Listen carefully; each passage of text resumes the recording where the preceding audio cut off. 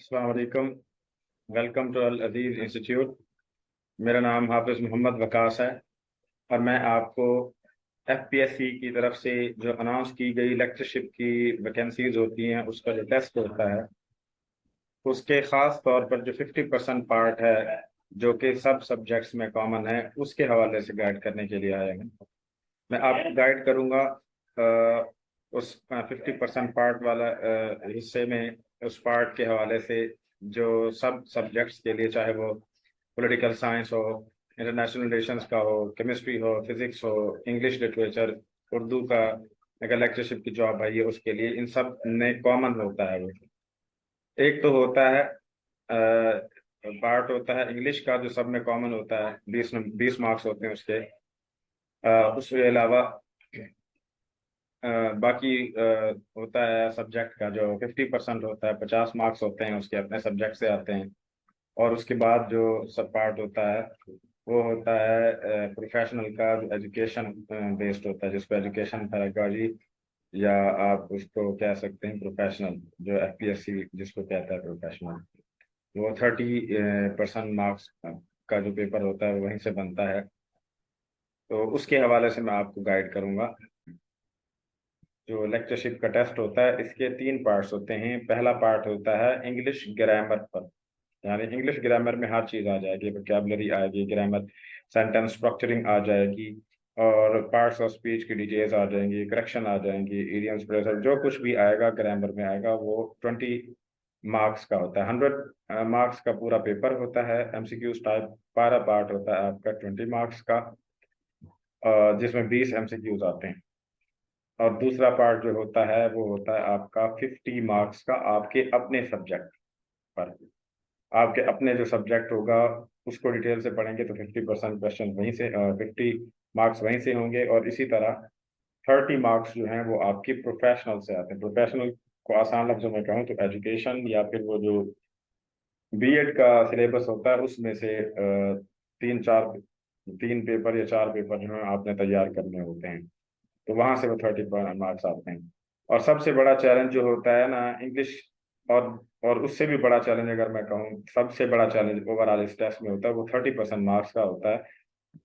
क्योंकि हम लोगों ने वो पहले कभी नहीं पढ़ा होता, उसका बिल्कुल कोई आइडिया नहीं होता, और हमें ये नहीं पता होता कि रेलिवेंट बुक्स कौन सी हैं जो हमने पढ़नी है, और कितना पढ़ना है इसको, और किस तरह तैयार करना है, क्वेश्चंस किस तरह से पूछे जाते हैं, किस चीज़ पर फोकस किया जाता है। और कुछ लोग अगर तैयारी करना भी चाहें वो एमसीक्यूज टाइप बुक्स ले लेते हैं और उसको तैयार करते हैं, जाती हैं और फेल हो जाते हैं। क्योंकि एमसीक्यूज टाइप बुक्स पढ़ने से, चाहे आप 100 पढ़ लें, 200 पढ़ लें, काम नहीं बनना। आपको उसको डिटेल स्टडी के साथ पढ़ना होता है। एमसीक्यूज जब आप डिटेल स्टडी से पढ़ेंगे तो एमसीक्यूज टाइप की जो भी बुक हैं वो आप उनको पढ़ेंगे तो इंशाल्लाह आपको उनको जो है अटेम्प्ट करने में मुश्किल नहीं रहेगा। तो वो सिर्फ एक प्रैक्टिस बुक्स होनी चाहिए। असल है उसकी टॉपिक वाइज स्टडी। तो जो पहले हम बात करते हैं 20% मार्क्स की। 20 में से जो चीज़ें आती हैं मैंने जो मेजर हैं उनके लिख दिए हैं। बाकी तो सब आप समझ लें कि ग्रामर में जो कुछ भी है, पार्ट्स ऑफ स्पीच बेसिक से लेकर अल्फाबेट से लेकर पार्ट्स ऑफ स्पीच और उनकी डिटेल्स, पार्ट्स ऑफ स्पीच के अंदर नाउन, प्रोनाउन, एडजेक्टिव वगैरह, प्रपोजिशन, कंजंक्शन, ये चीज़ें। और फिर इनकी आगे काइंड्स हैं या इनसे रिलेटेड जितने भी कॉन्सेप्ट्स हैं वो हमने कवर करने हैं अपने इस कोर्स में। मिसाल के तौर पर नाउन हैं तो उनकी टाइप्स या काइंड्स कौन सी हैं, फिर उनके यूजेज वगैरह, प्रोनाउन हैं कौन से हैं, किस तरह यूज करना है, एडजेक्टिव्स हैं, एडवर्ब्स हैं, प्रपोजिशंस हैं, कंजंक्शंस हैं। इंटरजेक्शन तो बहुत कम आता है लेकिन इनकी डिटेल्स मौजूद हैं, खास तौर पर नाउन, प्रोनाउन, एडजेक्टिव, एडवर्ब पर, प्रपोजिशन पर। तो प्रपोजिशन के भी आगे फिर काइंड्स होती हैं। तो इसको इन डेप्थ पढ़ना बड़ा जरूरी है क्योंकि एफपीएससी ने कॉन्सेप्ट पे बड़ा फोकस किया। वो डेफिनेशन दे देगा किसी भी इनकी अंडर आने वाले टाइप पे या काइंड पे, और फिर उस पर आपको ऑप्शन दिया जाएगा। तो जो आमतौर पर हम ग्रामर पढ़ते हैं उससे भी काम नहीं बनना है। इसको डिटेल से फंक्शनल इंग्लिश जो बी कॉम की होती है उस लेवल की, और उसके अलावा चंद एक किताबें हैं उनसे मिलाकर जो है काफ़ी सारा जो कंटेंट है फंक्शनल टाइप इंग्लिश है ये। तो उसको डिटेल से ग्रामर को पढ़ना पड़ेगा। फिर parts of sentence, forms of sentences होते हैं, वो मुख्तलिफ किस्म के सेंटेंस स्ट्रक्चर क्या है, मुख्तलिफ किस्म की उसकी टाइप्स क्या हैं, सिंपल सेंटेंस होता है, कॉम्प्लेक्स होता है, कंपाउंड। इस पे तो हर हाल में एक दो सवाल ऐसी मैंने कभी नहीं देखा कि इनमें से एक क्वेश्चन या दो या तीन क्वेश्चन ना आए, तो लाजमी आता है। इसी तरह टेंसेस को देखना है आपने, एक्टिव को और पैसिव दोनों को। नरेशन को देखना है, नरेशन आ सकती है, डायरेक्ट आ सकता है, इनडायरेक्ट का ऑप्शन मिल सकता है। कंडीशनल सेंटेंसेस, पंक्चुएशन, पंक्चुएशन के क्वेश्चन लाजमी आते हैं। वोकेबलरी आती है, इडियम्स तो कम पूछे जाते हैं लेकिन आ सकते हैं। प्रपोजिशन हमने पहले भी बात कर ली। इसके क्लॉजेस की बात करें तो क्लॉजेस पर क्वेश्चन लाजमी आते हैं, एक दो तीन तकरीबन क्वेश्चन आ जाते हैं क्लॉजेस का। चैप्टर अगर कवर कर लिया जाए तो उससे हो जाता है। तो ये ग्रामर सिर्फ ऐसी नहीं है कि सिर्फ आपने जो हमने आप तौर पर पढ़ी हुई होती है बेसिक ग्रामर, बल्कि ये इन डेप्थ ग्रामर है जो आपने तैयार करनी होती है इसके लिए।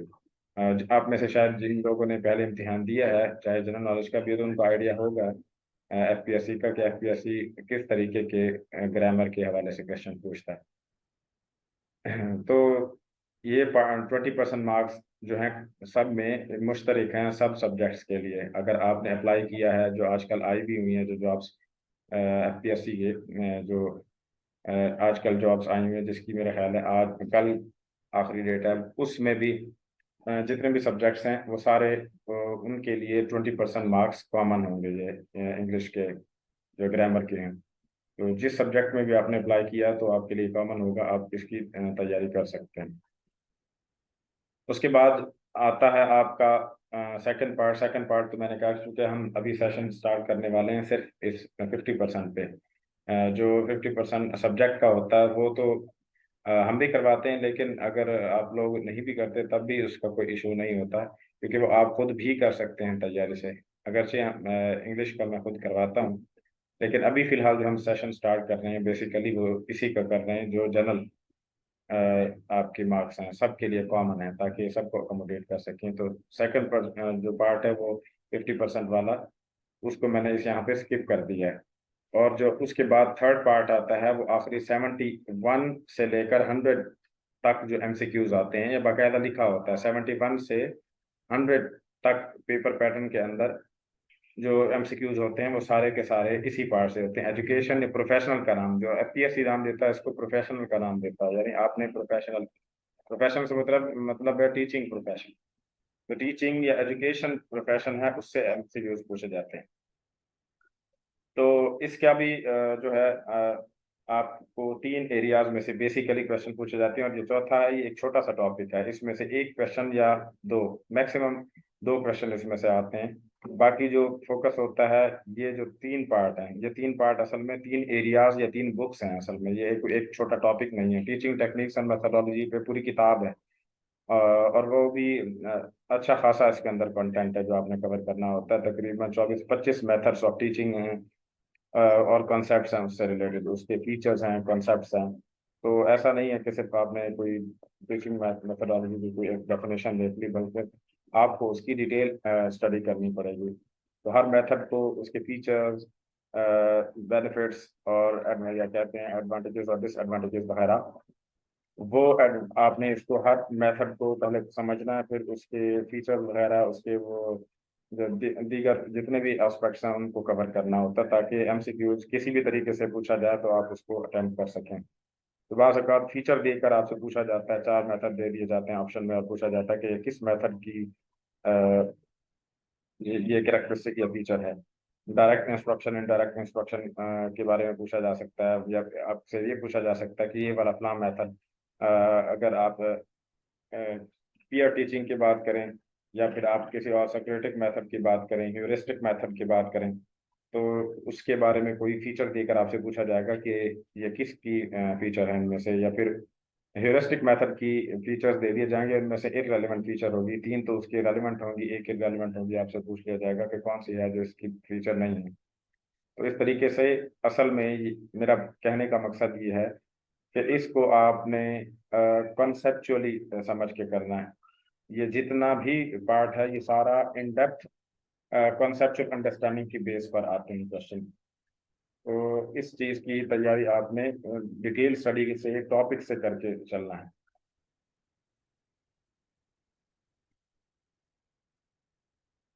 और उसके बाद क्लासरूम मैनेजमेंट एंड डिसिप्लिन, ये भी इसी तरह, इसके भी टॉपिक है। हम टीचिंग मेथड की बात करें, तकरीबन 25-26 मेथड्स हैं और टॉपिक्स हैं जो कवर करने हैं इसमें। क्लासरूम मैनेजमेंट एंड डिसिप्लिन के अंदर भी तकरीबन इसके जो टॉपिक्स हैं वो 25 26 से 30, बल्कि 30 तक कहने के बड़े छोटे टॉपिक्स इसके अंदर आते हैं। और टेस्टिंग एंड एवेल्यूएशन है, फिर टेस्ट की काइंड्स है, एवेल्यूएशन और इसके मेथड्स, फीचर्स वगैरह। तो तकरीबन इसके भी 20 से 25 टॉपिक्स जो हैं बन जाते हैं।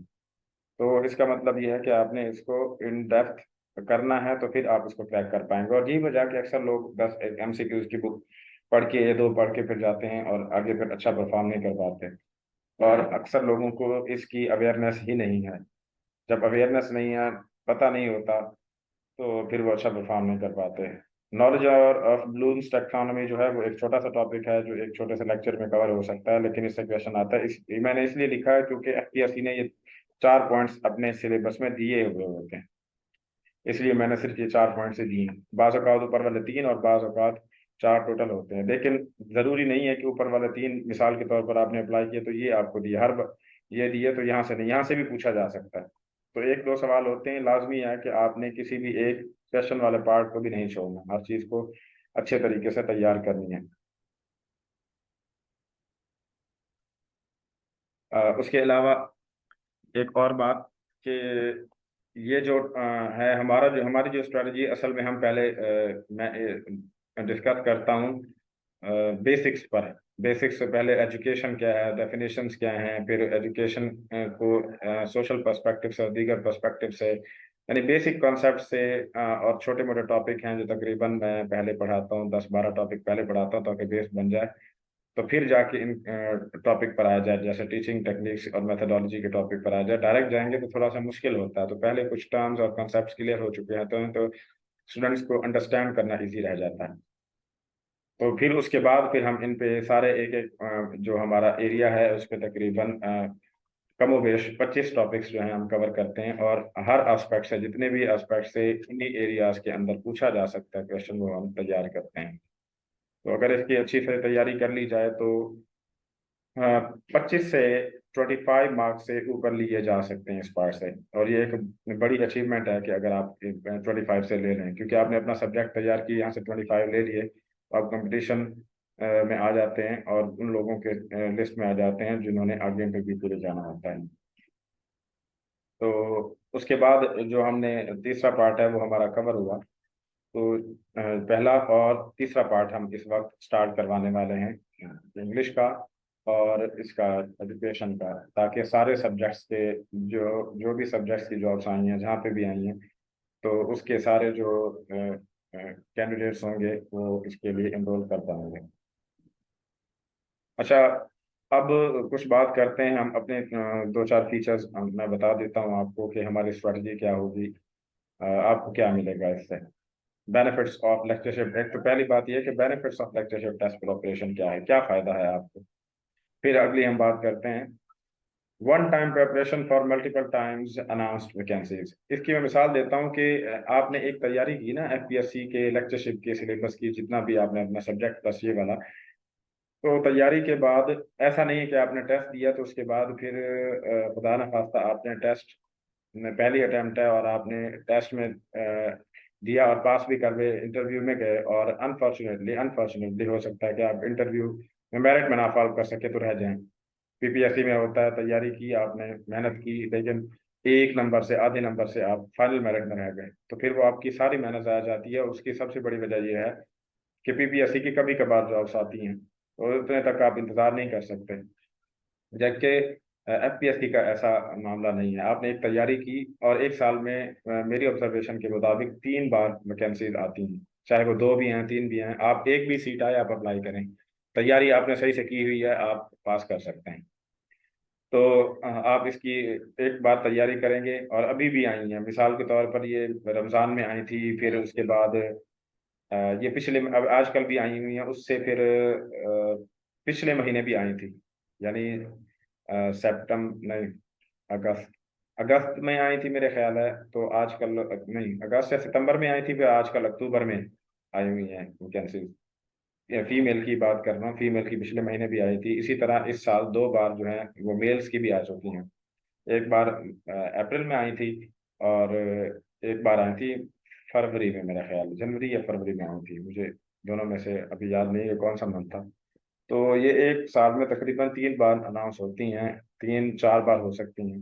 तो आपने तैयारी की है, मिसाल के तौर पर आपने अभी अप्लाई किया, आपने अगला टेस्ट दिया, उससे पहले, टेस्ट देने से पहले आपने और वैकेंसी आ गई, आपने उसके लिए अप्लाई कर दिया, और जब आप टेस्ट उसका देंगे तो टेस्ट देने के बाद आप मजीद तैयारी करते रहेंगे, और उसके बाद उस टेस्ट के से अगले टेस्ट की आप तैयारी करेंगे, तो इस तरह ये सर्कल चलता रहेगा। और आप इंटरव्यू दे चुके होंगे, एक टेस्ट आ चुका होगा, एक और इंटरव्यू आ चुका होगा, इस तरह करते करते आपने टाइम ज़ाया किए बगैर जो है ना कहीं इंशाल्लाह एलोकेशन ले लेंगे। तो इसका ये फायदा है। Very short and to the point preparation as per the syllabus. FPSC का सब एक खूबी ये भी है कि एफपीएससी ने जो सिलेबस दिया है ना डिफाइन करके, उससे बाहर क्वेश्चन नहीं पूछता। कम अज कम मैं इस चीज को तो दावे से कह सकता हूँ कि एफपीएससी ने जो सिलेबस लेक्चरशिप का दिया है ना, उससे बाहर कभी भी क्वेश्चन नहीं पूछता। मैंने खुद दिए हैं, मुझे इस चीज का आइडिया है कि एफपीएससी ने आपको अगर ये 3 एरियाज दिए हैं तो इससे बाहर आप आपको क्वेश्चन पेपर में नहीं आएंगे। तो जनरल नॉलेज की तरह नहीं है, पीपीएससी की तरह नहीं है कि कोई भी बस जनरल नॉलेज का सिर्फ कह दिया तो उसके बाद जो कुछ पूछ लिया, चाहे उन्होंने मीनार पाकिस्तान की आपसे हाइट पूछ ली या फिर वो बस इंजीनियरिंग पूछ ली, इस तरह नहीं है। यहाँ पर इन्होंने जो सिलेबस आपको दिया है और जितना दिया है वहीं से ही आपसे एमसीक्यूज पूछे जाएंगे। तो आपने जब उसकी टारगेटेड स्टडी की होगी तो इंशाल्लाह आप कॉन्फिडेंस से इम्तिहान के लिए जा सकते हैं, पास भी हो जाएंगे। तो आप अगर तैयारी हमारे प्लेटफॉर्म से करेंगे तो हमारे क्या फीचर्स हैं। हम करवाएंगे आपको कम्प्रिहेंसिव प्रेपरेशन करवाएंगे, प्रोफेशनल और ग्रामर को खास तौर पर, इन दोनों को हमने आपकी कम्प्रिहेंसिव करवानी है तैयारी। और किसी भी एक छोटे से छोटे, इसलिए तो मैंने ब्लूम्स टैक्सोनॉमी को भी रखा हुआ कि अगर एक या दो क्वेश्चन भी आते हैं तो आप एक दो क्वेश्चन से आगे या पीछे हो सकते हैं। तो हमने उसको भी कवर कराना है। कुछ टॉपिक्स हमने इसके अलावा कुछ करवाने हैं ताकि अगर उनसे भी कोई क्वेश्चन, क्योंकि वो बेसिक होते हैं तो बेसिक से आ जाते हैं, जैसे डेफिनेशन ऑफ एजुकेशन पे आ जाते हैं और आया भी हुआ था पिछली बार।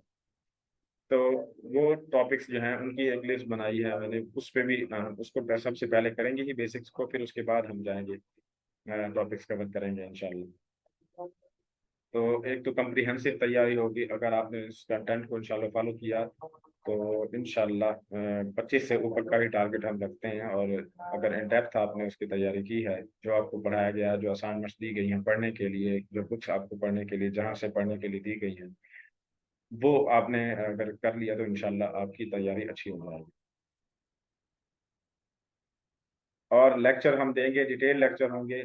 चूंकि हमने लेक्चर, अक्सर जो लेक्चर हमारे होते हैं तकरीबन 2 सेशंस पर होते हैं। 2 सेशन मेरा मतलब यहाँ के जूम पर हम लेक्चर्स डिलीवर करते हैं तो 40 मिनट का वो होता है। तो उसमें अक्सर चीज़ें कवर नहीं हो पाती, तो फिर हम दूसरा सेशन और बाज़ औक़ात जो है हम तीसरा सेशन भी फिर स्टार्ट कर लेते हैं, क्योंकि हमने कवर करना होता है। इस पार्ट को भी हमने तकरीबन 2 महीने में कवर करना है। जो कंटेंट है इसका बहुत ज़्यादा है, तो 2 महीने में हम इंशाल्लाह कवर करने की कोशिश करेंगे इसको। और टेस्ट की जहाँ तक बात है तो जब वैकेंसीज अनाउंस होती हैं तो उसके तकरीबन 4-5 महीने बाद ही जाकर टेस्ट होता है, पहले नहीं होता। तो टाइम आपके पास खातिर ख्वाह होता है, तो 2 महीने हम इसको अच्छे तरीके से तैयार करेंगे। प्रोविजन ऑफ स्टडी मटेरियल, हम स्टडी मटेरियल आपको देंगे, जो अवेलेबल बुक्स हमारे पास होंगी वो आपको देंगे, प्लस हमारे पास जो नोट्स हैं वो भी हम आपको प्रोवाइड करेंगे। जो लेक्चर दिया जाएगा, जो आपको डिलीवर कर दिया जाएगा, तो उसके नोट्स आपको भेज दिए जाएंगे, शेयर कर दिए जाएंगे। आपको उसी नोट्स के ऊपर ही पेज नंबर भी लिखा हुआ होगा इंशाल्लाह के, जो आपको लेक्चर दिया गया है और आपने उस कंटेंट को पढ़ना है तो कहाँ से पढ़ना है, तो फौरन आपने पेज नंबर पे जाके उस बुक को खोल के उसको रीड कर लेना है। तो ये जो है हमारी एक मुख्तसर सी डिस्कशन थी एफपीएससी के लेक्चरशिप के जो टेस्ट हैं उसके हवाले से। मुझे उम्मीद है कि आप लोगों को समझ आ गया होगा। अब मुझे दीजिए इजाज़त। अल्लाह हाफ़िज़।